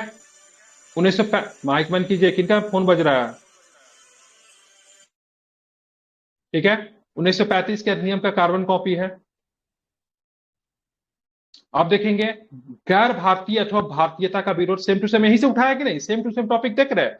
कोई भी पॉलिटी वाला नोट्स बनाएगा या फिर अपना मॉडल आंसर तैयार करेगा तो विदाउट लक्ष्मीकांत की सारा से नहीं बना सकता। लक्ष्मीकांत का नोट्स ही एक तरह का व्यापक नोट्स है, इसमें से आपको छोटा बनाना है। अब देखिए भारतीय संविधान गांधीवादी से दूर है, ठीक है, बहुत दूर है। अब भारतीय जब संविधान बना तो उसमें गांधी जी का चीजें उसमें झलकनी चाहिए, तो गांधी जी का जो भी चीजें गांधीवाद से जब बहुत दूर हो गया तो लोगों ने व्यापक विरोध किया था, बोला चलो नीति निर्देशक तत्व में गांधीवादी सिद्धांत को डाल देते हैं। लेकिन नीति निर्देशक तत्व को स्ट्रिक्टली तो आप लागू नहीं करवा सकते हैं, राज्य की खेमा में गेंद है, अगर राज्य नहीं लागू करना चाहे तो नहीं लागू करेगा। तो गांधीवादी से दूर हमारा संविधान है, ठीक है, यहां से लिख सकते हैं। महाकाय आकार है, वकीलता स्वर्ग है, सेम टू सेम यही से टॉपिक को कंप्लीट कर दिया है।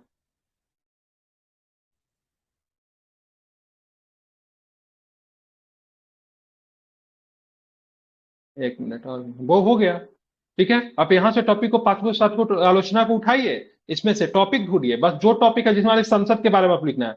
लक्ष्मीकांत को खोलिए, देखिए संसद के बारे में क्या क्या चीज पूछ रहा है, सबके सब आपको यहां से मिल जाएगा। इस प्रकार से एक आइडियल आंसर आप क्या कर सकते हो, आप एक लिख सकते हो, ठीक है। न कि मेन से राइटिंग करने का मतलब ये नहीं होता है you are copy from model answer, ठीक है। मॉडल आंसर से कॉपी करके आप नहीं लिख पाओगे, ठीक है। किसी कॉपी से, किसी मॉडल आंसर से कॉपी करके आप यहाँ पे भले ही लिख लो, आप एग्जाम में नहीं लिख पाओगे जब तक आपका वेल रिसर्च नहीं होगा, ठीक है। वेल रिसर्च नहीं होगा, एग्जाम में आपका कॉपी तक नहीं उठेगा। आपके दिमाग में जो चीजें हैं वही आप एग्जाम में लिखोगे, क्योंकि एग्जाम में आपके पास कोई मॉडल आंसर नहीं रहने वाला, ठीक है। तो आपका अपना कॉपी तैयार कीजिए, अपना सब कुछ का अपना हिसाब से तैयार कीजिए, एवरी टॉपिक को तैयार कीजिए, ठीक है। प्रत्येक टॉपिक को तैयार, आप बोलोगे सर टॉपिक कहाँ से आएगा, दैट्स वेरी इजी। टॉपिक तैयार करने के लिए भी मैंने आपको लोगों को दे रखा है, वही टॉपिक कहाँ से तैयार करना है, ठीक है। टॉपिक तैयार करने के परफेक्शन वालों ने दिया था ना बहुत सारा टॉपिक, उसमें वहां से टॉपिक उठाइए, मैं टॉपिक लिखवा भी रहा हूँ, आप वहां से भी टॉपिक उठा के मतलब सारी चीजों को मतलब क्या कर सकते हैं, कंप्लीट कर सकते हैं, ठीक है। बहुत सारा टॉपिक परफेक्शन आईएएस वालों ने दिया था, वहां से आप टॉपिक को, सारा टॉपिक को कंप्लीट कीजिए, अपना नोट्स बना लीजिए। मैं थोड़ी ना कह रहा हूँ उसे मतलब प्रीलिम्स का अलग पढ़ाई कीजिए, मेंस का अलग पढ़ाई कीजिए, यार मेंस का ही तैयारी करेंगे तो प्रीलिम्स की आपकी तैयारी हो जाएगी, ठीक है। तो इस प्रकार से आप चीजों को आप बेहतर कर सकते हैं, एक आइडियल कॉपी पे आंसर लिख सकते हैं, ठीक है। आई थिंक चीजें आपको समझ में आ गई होगी। मेरा आज का क्लास लेने का यही पर्पस था कि कुछ लोग जो है सीधे मॉडल आंसर को कॉपी करते हैं, नहीं, आप अपना लिखिए, ठीक है। आपका ओरिजिनलिटी, ठीक है, आपका क्या होना चाहिए, आपका ओरिजिनल होना चाहिए, ठीक है, ओरिजिनल। मुझे तो आंसर याद हो जाता है, एक ही कॉपी को चेक कर रहा हूँ, सेम आंसर सबका वही लिखा हुआ, सब आंसर वही लिखा हुआ है। पहली बात तो ठीक है, नोट्स, पहली बात तो मॉडल आंसर का कोई कॉन्सेप्ट ही नहीं होना चाहिए।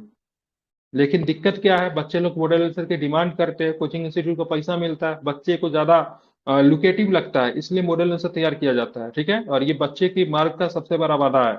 ठीक है, तो आप डायरेक्ट मॉडल आंसर करने की बदला जो भी टॉपिक आपको दिया जाता है, सबसे पहले आप क्या करो, उस टॉपिक को तैयार करो, ठीक है, जब आपका टॉपिक तैयार हो जाए खुद आपको लिखने को कोशिश करो, तब आप मैच कीजिए ना, तो मॉडल आंसर से आपका आंसर ज्यादा अच्छा झलक कर आता है कि नहीं। ठीक है, क्योंकि आपने उसमें अपना मिर्च मसाला सब कुछ डाल रखा है, तो आपका ज्यादा बेटर रहेगा एक मॉडल आंसर से। मॉडल आंसर फ्रेम नहीं होता है, जो बहुत गलतियां भी होती है, बहुत कुछ होता है, बहुत कुछ हटाना होता है, क्योंकि मॉडल आंसर डायरेक्ट इंग्लिश का सीधे हिंदी कॉपी होता है, इसलिए हिंदी में आप देखेंगे बहुत सारा शब्द अजीब उसमें हो जाता है। ठीक है, समझ रहे हैं ना। जी सर, सभी बच्चे अगर हाँ मॉडल आंसर का कॉपी करेंगे तो फिर दिक्कत आ जाएगी ना सर, फिर अपना हाँ क्या बिल्कुल। रहेगा। तो फिर चलिए, अपने आई सामने थिंक मेरा समझाना का पर्पस था, और उम्मीद है से आप लोग क्या करेंगे, इसको कंप्लीट करेंगे, ठीक है। इस टॉपिक को कंप्लीट कीजिए पॉलिटी का, उसके बाद इसमें आपको कुछ क्वेश्चन जो होगा, ठीक है, कॉप ट्वेंटी इसका एट है, इसको आंसर भी टॉपिक सेंड करना कॉप है क्या। 28। हाँ, तो अभी हम क्या बता रहे हैं, इसको कहानी सुना रहे हैं क्या, इसका आंसर सबमिट करेंगे नहीं, ठीक है। कॉप 28 यहाँ पे आपको ध्यान रखना इंपॉर्टेंट है, लिख लीजिएगा। कॉप 27 भी तैयार करके लिखिएगा, कॉप 28 कॉप 27 में क्या क्या क्या मतलब चीजें हैं वो भी आप लिख लीजिएगा। 370 35 पे बात दी हुई, उसको आप लोग ध्यान में रखेंगे। भारतीय शीतकालीन आर्कटिक अभियान क्या है, इस क्षेत्र में अनुसंधान भारत के लिए किस प्रकार महत्वपूर्ण है, इससे इंपॉर्टेंट टॉपिक है, ये सबको टॉपिक कीजिए, करंट का टॉपिक है। और अंतिम समय में हम लोग जो और भी जो बहुत ही ज्वलन टॉपिक होगा उस पर भी हम लोग क्या करेंगे, बात करेंगे। 7 सेट हमारा, ठीक है, 7 सेट, जिसमें से 7 into 7 49 क्वेश्चन था। क्वालिटी चलेगा आपका, ये चलेगा, जब इस बैच को आप कवर कर लेंगे तो हिंदी मीडियम वालों की रामबाण बैच है, ठीक है, इसका सेकेंड बैच को भी इसमें हम इंक्लूड कर देंगे।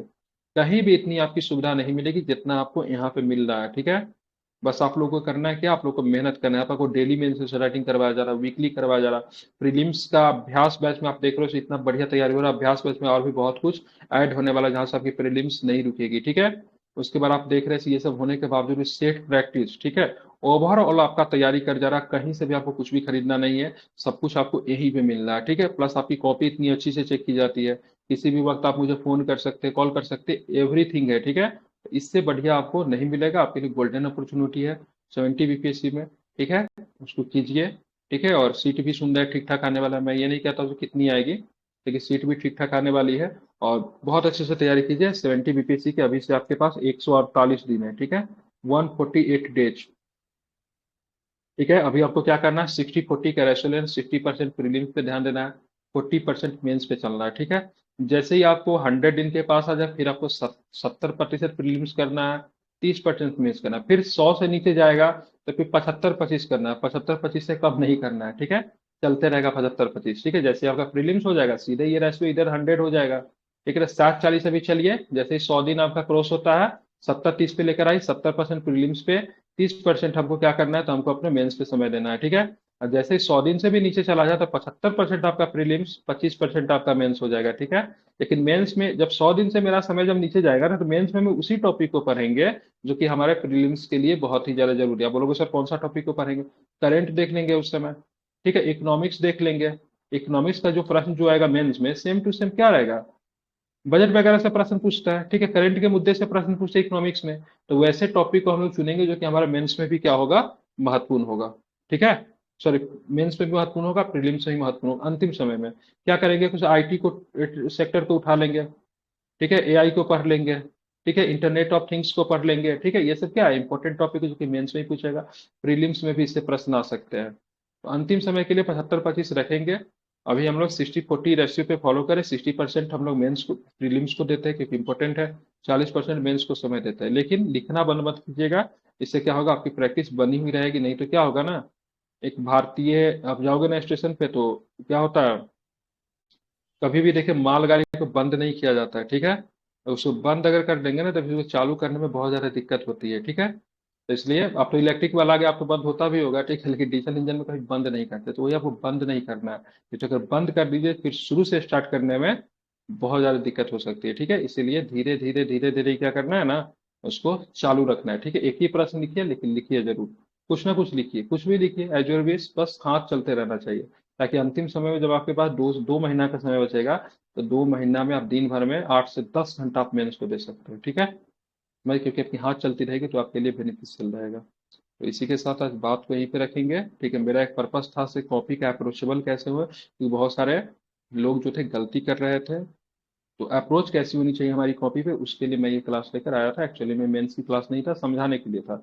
बाकी हमारा मेंस का जो क्लासेस जो चल रहा है, ठीक है, हम लोग फेडरल सिस्टम पढ़ रहे थे, संघीय शासन व्यवस्था पढ़ रहे थे, तो उसको हम लोग आगे भी कंटिन्यू रखेंगे। ठीक है, 8 बजे से क्या होगा, तो 8 बजे से आपका सेट होगा। ठीक है, सेट के लिए 8 बजे से सभी लोग पहुंच जाइएगा। कौन सा सेट है, सेट नंबर 6 है ना, सेट नंबर 6 है ना। ठीक है, सेट नंबर 6। और अभी तक जिन्होंने भी, ठीक है, अभी तक जिन्होंने सेट 1 एंड सेट 2 नहीं देखा है, ठीक है, स्पेक्ट्रम परफेक्शन का, तब जाके उसको देखिए, क्योंकि कल परसों में आपको सेट 3 आ जाएगा। ठीक है, अब मॉडर्न का आपका यहीं पे समाप्त हो जाएगा।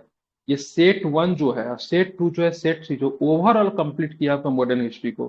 ठीक है, सेट 3 में आएगा 1857 से लेके भारत छोड़ो आंदोलन से की सारी कहानी होगा। सेट 2 जो है ओवरऑल आपको मॉडर्न स्पेक्ट्रम को कवर कर लिया है। ठीक है, तो बहुत ज्यादा महत्वपूर्ण हो, लगभग 800 लोगों ने उसको देखा है। आप लोग भी जाके उसको क्या कीजिए, देखिए जब भी समय मिले, और उस सेट को प्रिंट आउट निकलवाइए। कम से कम मॉडल देखिए, प्रिंट आउट किस किस से निकल, मैं जानता हूँ सभी लोगों के लिए अफोर्ड करना मुश्किल होगा, क्योंकि एक प्रिंट आउट निकलवाने में आपका 50 से 60 रुपया हो सकता है। ठीक है, लेकिन आप कहते हैं मॉडर्न हिस्ट्री का प्रिंट आउट जरूर निकालें, बिहार का जो होगा स्पेशल उसका प्रिंट आउट जरूर निकालें, साइंस का प्रिंट आउट आप जरूर निकालें। ठीक है, इतना तो आप जरूर करें। ठीक है, ये तो आपको जरूर करना है, बाकी सबका नहीं निकालना मत निकालिएगा, लेकिन इन सारे चीज का जो भी होगा इनका प्रिंट आउट जरूर निकालिएगा। ठीक है, समझ रहे हैं ना, और इसका नोट्स भी बनाइएगा। ठीक है, अब क्या होगा, ये सारे करने का 200 रुपया खर्चा हो जाएगा। ठीक है, लड़कियां उसके लिए तो काफी अच्छा है, पास कर जाएगा, 50,000 रुपया भी तो चचा देंगे ना, नीतीश चचा। ठीक है, चलिए, तो इसको इसका नोट्स आपको क्या करना है, निकलवाने हैं। ठीक है, ध्यान रखिए, बाकी से मैं ये नहीं कहूँगा ज्योग्राफी का निकलवा लो, पॉलिटी का निकलवा लो, ये मैं नहीं कहूँगा। ठीक है, लेकिन मॉडर्न हिस्ट्री का 30 number, Bihar 30 number, science 30 number. अब बोलोगे सर ये बाद में भी काम आएगा, बिल्कुल ये आपके बाद में भी काम है, क्योंकि बदलते नहीं है। ठीक है, पानीपत का 1526 के बाद उसकी लड़ाई 1527 में नहीं होने वाली है, फिक्स से 1526 रहेगा। हिस्ट्री आपको बाद में भी काम आएगा, साइंस आपको बाद में भी काम आएगा। ठीक है, और बिहार आपका बाद में भी काम आएगा। ठीक है, समझ रहे हैं ना। परफेक्शन का हाँ, निकलवाएं क्राइटेरिया का भी। नहीं, परफेक्शन का यूटीडिया का नहीं निकलवाना है। ठीक है, परफेक्शन के निकलवाइए, इंपॉर्टेंट चीजों को अंडरलाइन कीजिए, कॉपी में नहीं लिखने का मन है, पेंसिल से उसको मार्क कीजिए, उसको जब मन करे तब पढ़िए, जब फ्री रहते तब पलट के देखिए। ठीक है, चीजें आपके मस्तिष्क में बैठ जानी चाहिए। ठीक है, क्लियर। सर ये ठीक है ना, क्राइटेरिया का सर सिर्फ देख लेना है। सर देख एडिटोरिया का नहीं लेना मेंस है, का उसको सर, बनाना है, उसको देख के छोड़ नहीं देना है। सर ये एडिटोरिया वाले मेंस का सिर्फ पॉलिटी का अभी पहला ही क्वेश्चन है।